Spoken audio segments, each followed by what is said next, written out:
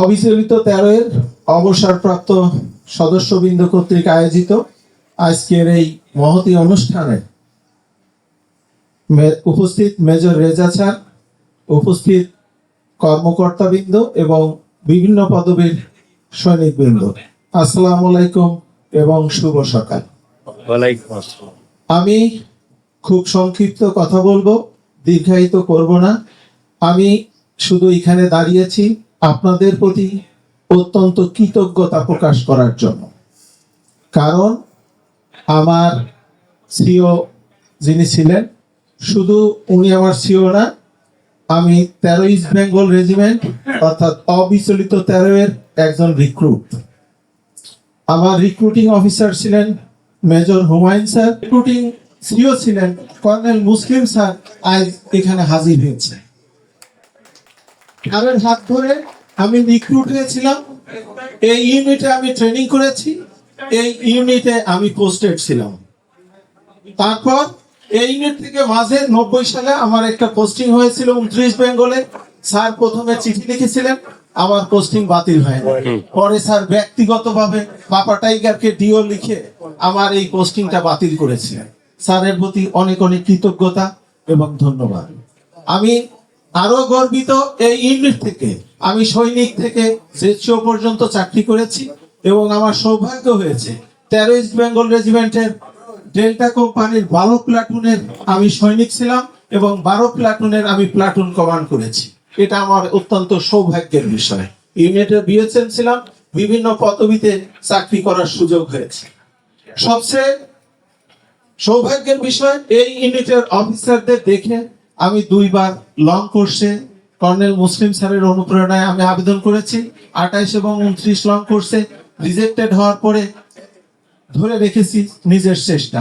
তারপরে 2007 সালে ইউনিট থেকে আপনাদের অনেক সাহায্য সহযোগিতা, অফিসারদের প্রচেষ্টায় ইনশাল্লাহ কমিশন পেয়ে ইউনিট ত্যাগ করেছিলাম 2007 সালে, সম্ভবত সেটা 2 জুলাই। তো এই ইউনিট আমার সব জায়গায় আছে এবং থাকবে। এর মধ্যে বলি, এবছরে 17 পদাতিক ডিভিশনের আন্তঃ ইউনিট ভলিবল প্রতিযোগিতা অনুষ্ঠিত হচ্ছে।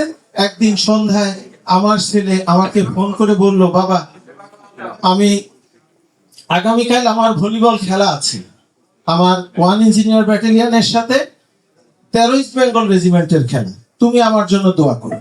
ঠিক একই দোয়া সে তার মায়ের কাছেও চেয়েছে। তো রাতের বেলা যখন বাসায় ফিরলাম, তার মা বলল, ছেলে তো দোয়া করতে বলেছে, তুমি 13 বেঙ্গলের জন্য দোয়া করবা না ছেলের ইউনিটের জন্য দোয়া করবা? আমি তোমার মতো তুমি দোয়া করো, আমি যেটা পারি সেটা করব।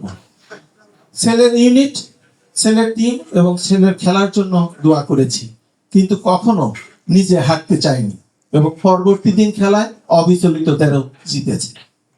এই সংবাদ সাবসিকুয়েন্টলি আমার মেয়ের কাছে, সে বাংলাদেশ মিলিটারি একাডেমিতে প্রশিক্ষণরত, সেখানেও গিয়েছে। বলেছে, বাবা মনে হয় আমার জন্য ভালো করে দোয়া করেন। মেয়ে আমাকে বলেছে, বাবা তুমি কিন্তু আমার ইউনিটের জন্য দোয়া করো, আমার টিমের জন্য দোয়া করো, কারণ 13 ইস্ট বেঙ্গল রেজিমেন্টে তো বা ইনফেন্ট্রিতে কোনো মহিলা সৈনিক বা অফিসার নেই, সঙ্গত কারণে আমার টিম হয়তো জিততে পারে।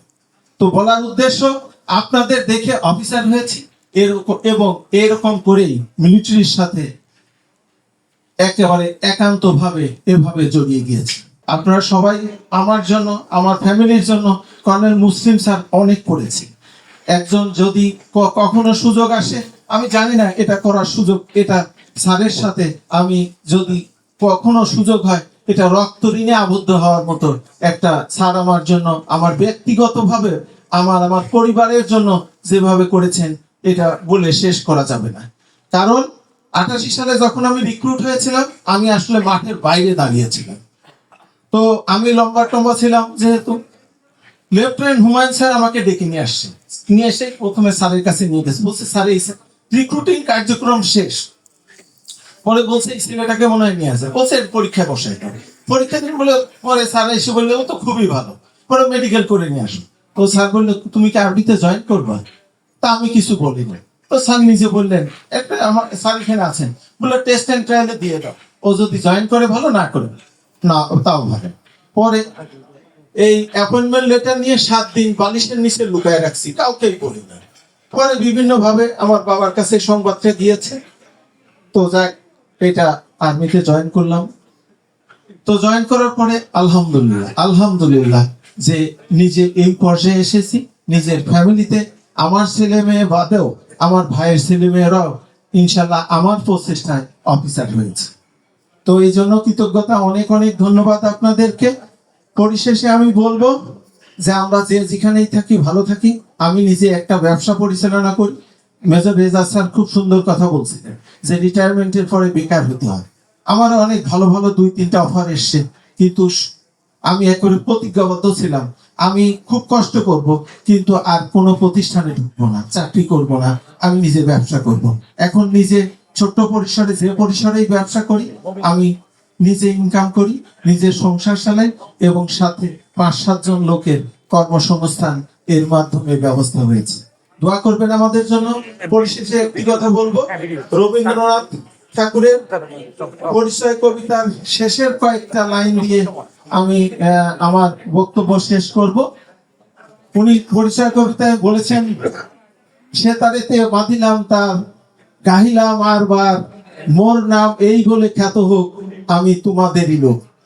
আর কিছু নয়, এই হোক শেষ পরিচয়। পরিশেষে এর সাথে যোগ করে বলবো, মোর নাম খ্যাত হোক, আমি অবিচলিত 13 লোক, আমি বাংলাদেশ সেনাবাহিনীর লোক। অনেক অনেক ধন্যবাদ।